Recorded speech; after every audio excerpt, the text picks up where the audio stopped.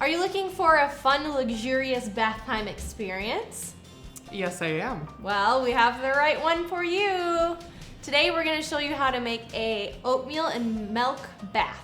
Yeah, so we're going to share with you a bath recipe that uses whole milk, which is going to be really nourishing for your skin, and oatmeal, which is also really good for your skin.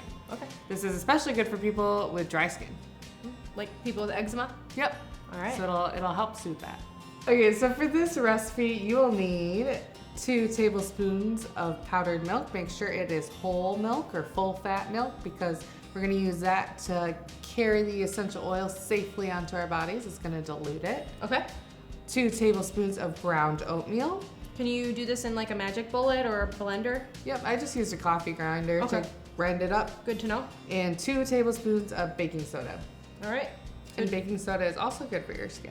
Yeah, it helps detoxify you, right? Yep, cleans it, and it's soothing to people with dry skin again. This one's great. Mix these dry ingredients into here. Okay.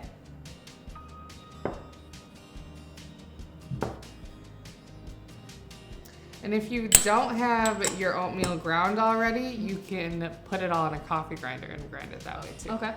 So that works. Yep, stir it up. So now we'll add the essential oils, and we're gonna add 1 drop of each. Okay.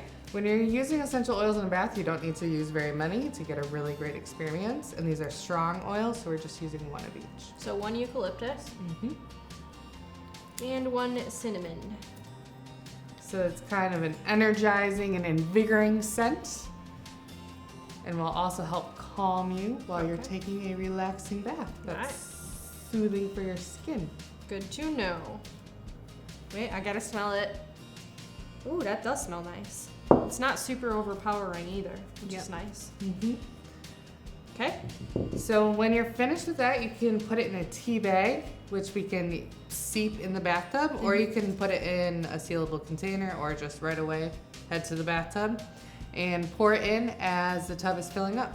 Then we're gonna put it in the pouch? Yep.